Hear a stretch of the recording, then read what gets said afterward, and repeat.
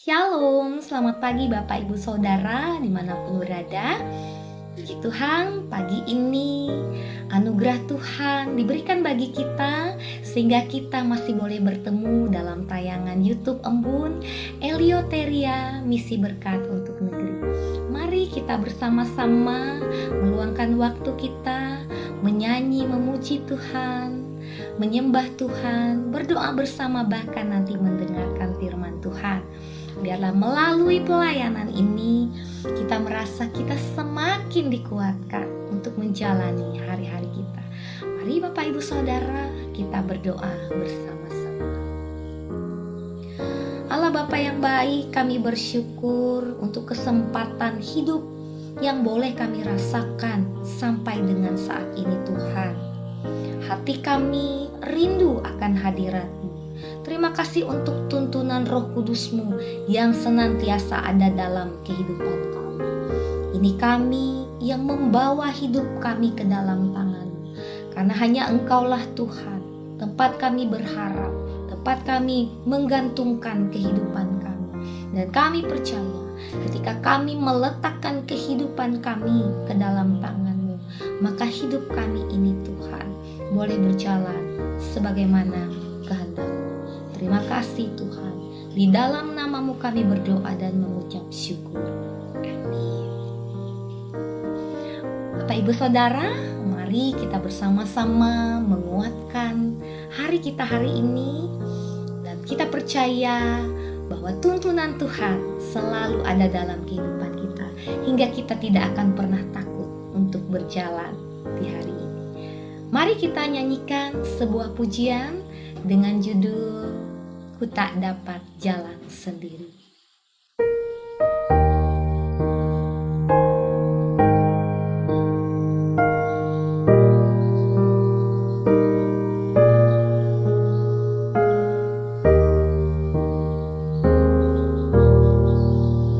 Melewati lembah duka semu, jalanku gelap dan ngeri. Tuhanku perlu pertolongan-Mu,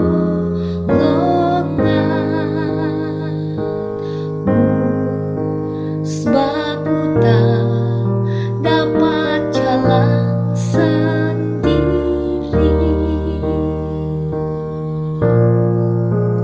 Tiada orang yang menolong daku. Ku sangat lemah dan letih. Janganlah Tuhan dekat padaku, sebab ku tak dapat jalan sendiri.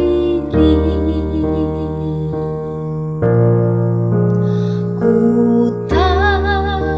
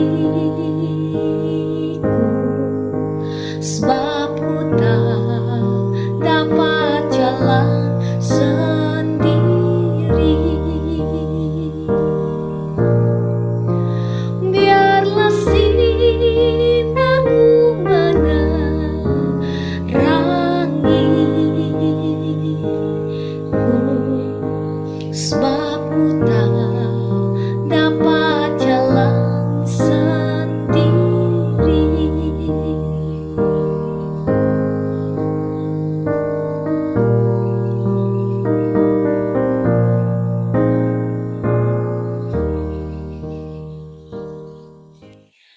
Ya Tuhan, sungguh kami tak dapat jalan sendiri. Tanpa tuntunan-Mu dalam kehidupan kami, melewati jalan-jalan di tengah dunia ini Tuhan. Kini mari Tuhan, Engkau terus pegang tangan kami, sehingga dalam pergumulan apapun, dalam keadaan tersulit apapun yang kami hadapi saat ini Tuhan, kami tetap memperoleh keselamatan di dalam Engkau. Ini kami Tuhan, membawa hidup dan kehidupan kami ke dalam tangan-Mu. Biarlah Tuhan, Engkau yang berjalan di depan kami, Engkau yang menerangi kehidupan kami, Engkau yang membuka jalan dalam kehidupan kami di tengah dunia ini Tuhan, sehingga kami boleh sungguh-sungguh berada di jalan kebenaran Tuhan. Hari ini Tuhan, sebelum kami menjalani kehidupan kami mau mendengarkan firman-Mu. Biarlah Tuhan Engkau bersabda melewati hamba-Mu, sehingga melalui sabda yang akan disampaikan Tuhan, kami boleh menjadikannya sebagai pedoman, sebagai kekuatan, sebagai penerang dalam kehidupan kami. Berkati urapi setiap kami jemaat-Mu yang mendengarkan firman-Mu Tuhan. Kami yakin Roh Kudus terus memberi kekuatan dalam kehidupan kami. Di dalam nama Yesus kami berdoa. Haleluya. Amin. Shalom, Bapak Ibu Saudara, Sobat Embun yang dikasih dan diberkati Tuhan. Jumpa lagi dalam channel YouTube Embun, di mana kita bersama-sama memuji, memuliakan nama Tuhan. Kita menaikkan puji sembah kita serta doa kita di hadapan Tuhan. Bahkan pada saat ini kita akan bersama-sama mendengarkan kebenaran firman-Nya bersama saya Vikaris Dinda Grisela. Baik Bapak Ibu Saudara, mari kita buka Alkitab kita dari Kisah Para Rasul pasal 14 ayat 19 sampai dengan ayat yang ke-28. Kisah Para Rasul pasal 14 ayat 19 sampai dengan ayat yang ke-28 menjadi dasar perenungan firman Tuhan bagi kita pada pagi hari ini. Namun saya tidak akan membacakannya bagi kita pada saat ini. Bapak Ibu bisa membacanya secara mandiri di rumah di bawah perikop ke Ikonium, Listra, dan Derbe.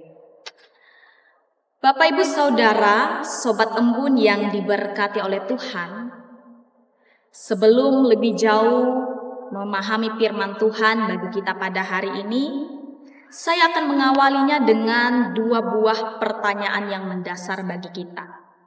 Yang pertama, apa yang akan kita lakukan jika tempat yang paling menyakiti kita justru adalah tempat yang harus kita datangi kembali?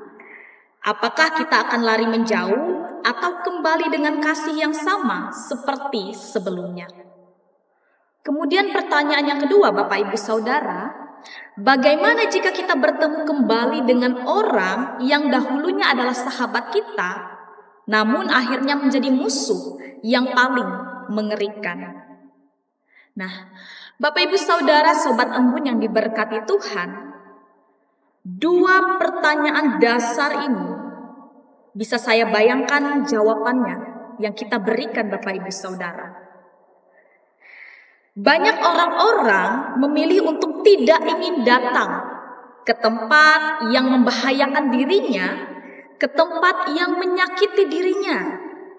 Misalnya seseorang yang memiliki pengalaman di mana di tempat itu ia pernah dirampok, ia pernah kehilangan barang-barang yang berharga, Pasti ia berpikir dalam hidupnya, ia tidak akan lagi datang ke kota tersebut, ke tempat tersebut, karena mungkin perasaan trauma yang dialaminya Bapak Ibu Saudara. Kemudian juga banyak orang-orang yang lebih memilih menghindar melalui jalan lain dibandingkan harus berpapasan dengan musuh atau orang yang tidak ia senangi. Seseorang lebih memilih untuk tidak peduli atau bodoh amat dengan orang yang sudah memusuhinya karena berpikir bahwa masih banyak orang lain yang mau berteman dengan dirinya. Nah, Bapak Ibu Saudara yang dikasihi dan diberkati oleh Tuhan, dua hal ini sering terjadi dan merupakan sifat manusiawi yang sering kali muncul dalam kehidupan kita manusia. Akan tetapi Bapak Ibu Saudara Sobat Embun yang diberkati Tuhan, teks firman Tuhan hari ini akan mengenalkan kita pada salah satu tokoh yang walaupun ditolak namun ia tetap datang, ia tetap kembali, dan walaupun ia dimusuhi, ia tetap mengasihi. Bapak Ibu Saudara yang diberkati Tuhan, teks firman Tuhan bagi kita hari ini merupakan bagian dari kisah pelayanan Rasul Paulus bersama dengan rekan-rekan sepelayanannya. Di mana kalau kita membaca dari ayat sebelumnya, dikisahkan bahwa Rasul Paulus saat melakukan pengajaran, ia menyembuhkan seorang anak laki-laki yang lumpuh. Itu bisa kita lihat pada ayat 8 sampai dengan ayat yang ke-10. Nah, akibat mujizat yang dilakukan ini Bapak Ibu Saudara, penduduk di kota Listra memuji Paulus dan rasul lainnya, serta mereka memberikan persembahan kepada mereka. Selayaknya ketika mereka memberikan persembahan korban bagi dewa-dewi yang mereka percayai. Karena banyak dari penduduk Listra ini berlatar belakang Yunani Bapak Ibu Saudara. Nah, tetapi tidak berlangsung lama, kekaguman itu justru berubah menjadi kebencian, berubah menjadi suatu ancaman. Orang-orang Yahudi yang membenci berita Injil datang dari kota Antiokhia dan Ikonium, yaitu dua kota yang sebelumnya sudah dikunjungi oleh Rasul Paulus, di mana Rasul Paulus pada saat itu juga mengalami penolakan di sana Bapak Ibu Saudara. Nah, orang-orang ini datang dan menghasut penduduk kota Listra sehingga membenci Rasul Paulus beserta dengan rekan sepelayanannya. Bahkan dikatakan dalam teks yang sudah kita baca ini tadi, Paulus pun dilempar dengan batu sampai pingsan, bahkan diseret karena mereka mengira ia sudah mati. Bapak Ibu Sobat Embun yang diberkati oleh Tuhan, penolakan yang dialami oleh Rasul Paulus dan rekan-rekannya ini menggambarkan perjuangan yang luar biasa dalam pemberitaan Injil. Terkadang sesuatu yang kita bawa baik, kita lakukan baik, tidak selalu dibalas dengan yang baik pula. Ada pengorbanan, ada tangisan, bahkan maut pun dihadapi oleh para rasul pada saat itu. Tetapi Bapak Ibu Saudara, dari peristiwa yang dialami oleh Rasul Paulus bersama dengan rekan-rekannya ini, apakah hal itu membuat mereka mundur dari pelayanannya? Apakah mereka mengutuki kota yang sudah menolak mereka? Tidak Bapak Ibu Saudara. Mereka justru kembali bangkit dan masuk ke dalam kota di mana mereka dianiaya itu lagi. Bapak Ibu Saudara yang dikasihi dan diberkati oleh Tuhan, ada beberapa poin penting yang dapat menjadi pembelajaran iman bagi kita melewati firman Tuhan pada hari ini. Yang pertama, mengikuti Yesus harus siap dengan lemparan batu. Bapak Ibu Saudara, lemparan batu merupakan lambang suatu penolakan. Nah, sebagai orang Kristen kita harus siap dengan berbagai penolakan. bahwa tidak semua orang menyukai kita ketika kita mewartakan tentang Yesus. Mungkin ada yang tidak senang kalau kita sering pelayanan. Mungkin ada yang merasa tersaingi kalau kita terlibat di dalam pelayanan. Atau mungkin ketika kita melakukan apa yang benar, kadangkala tidak selalu diterima dengan baik oleh orang-orang di sekitar kita. Bapak Ibu Saudara, situasi tersebut akan kita alami dalam kehidupan kita sebagai orang percaya. Karena orang yang arah hidupnya berfokus pada Yesus akan selalu berbeda dengan apa yang ada dalam dunia ini. Karena kita tinggal di dalam dunia Bapak Ibu Saudara, maka penolakan itu akan terus kita alami dalam kehidupan kita. Kemudian hal yang kedua yang dapat kita pelajari dari firman Tuhan pada hari ini adalah pegang prinsip iman dan bangkit kembali. Kalau kita melihat pada ayat 19 sampai dengan ayat yang ke-20, di situ menceritakan ketika Paulus dilempari dengan batu, bahkan sampai orang mengira ia sudah mati.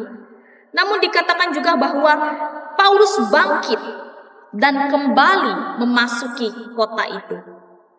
Bapak Ibu Saudara, bisa kita bayangkan bersama separah apa lemparan batu yang dialami oleh Paulus sampai orang mengira ia sudah mati.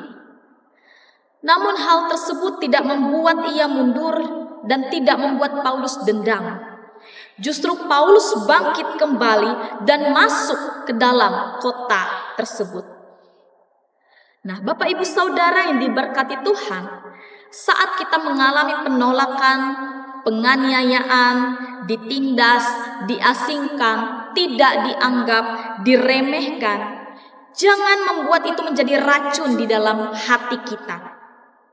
Bahkan kita sampai menaruh dendam, rasa benci kepada orang lain. Tetapi kita belajar dari pribadi Paulus Bapak Ibu untuk bangkit dengan kasih dan kembali untuk memberkati orang yang sudah menyakiti ia. Bapak Ibu Saudara, memang kita pahami bersama mungkin memang tidak mudah melakukan hal demikian. Ada air mata, ada pengorbanan, ada kerugian. Tetapi biarlah kasih pengampunan kita lebih besar dibandingkan dengan amarah kita. Karena dikatakan misi yang sesungguhnya selalu berakhir pada kemuliaan Tuhan, bukan pada diri kita. Jadi Bapak Ibu, niat kita untuk memuliakan Tuhan harus jauh lebih besar dari ego kita untuk menyerah atau mundur. Kemudian hal yang ketiga Bapak Ibu Saudara yang dapat kita pelajari bersama dari firman Tuhan pada hari ini adalah ketekunan menghasilkan kemenangan.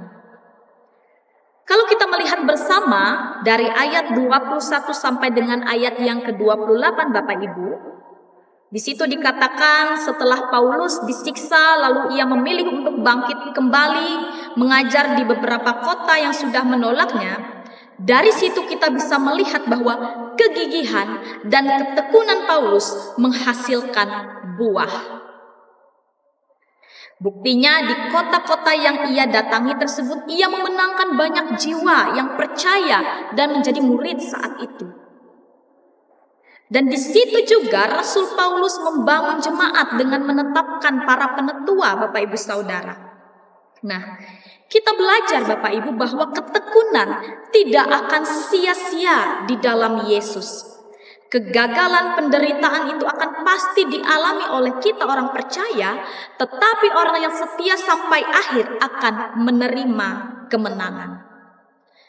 Dan saya yakin percaya juga Bapak Ibu, setiap kita yang mendengarkan firman Tuhan hari ini juga adalah orang-orang yang dimampukan oleh Tuhan untuk tetap setia, dan kita akan menjadi orang-orang yang dibenangkan di dalam Tuhan.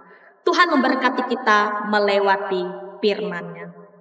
Mari kita semuanya mengambil saat teduh sejenak sebelum kita menaikkan permohonan syafaat kita di hadapan Tuhan. Mari kita berdoa.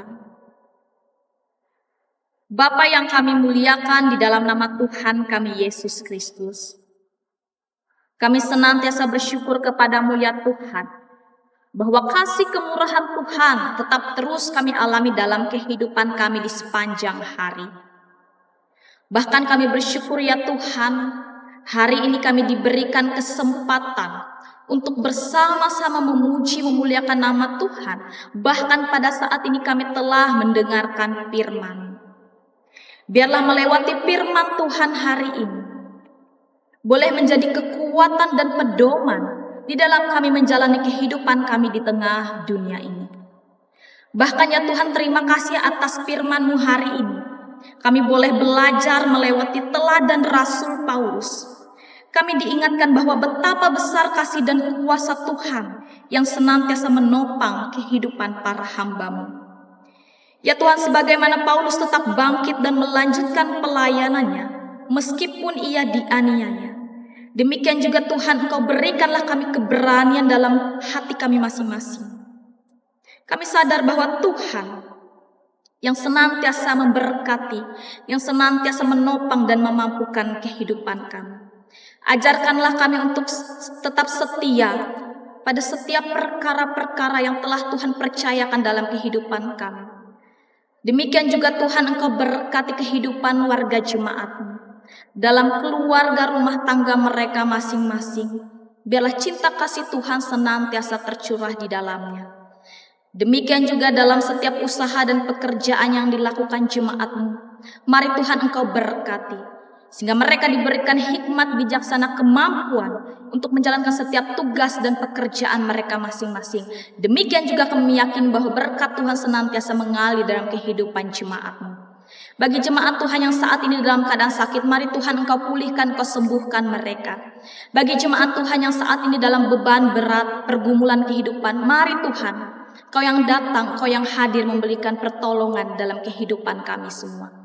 Terima kasih Tuhan Yesus, ini harapan kami, ini ungkapan syukur kami, ini doa kami yang kami alaskan di dalam nama Tuhan Yesus Kristus yang sudah mengajarkan kami berdoa demikian. Bapa kami yang di sorga, dikuduskanlah nama-Mu, datanglah kerajaan-Mu, jadilah kehendak-Mu di bumi seperti di sorga. Berikanlah kami pada hari ini makanan kami secukupnya, dan ampunilah kami akan kesalahan kami, seperti kami juga mengampuni orang bersalah kepada kami. Dan janganlah membawa kami ke dalam pencobaan, tetapi lepaskanlah kami daripada yang jahat. Karena Engkau yang punya kerajaan dan kuasa dan kemuliaan sampai selama-lamanya. Amin. Tuhan memberkati kita.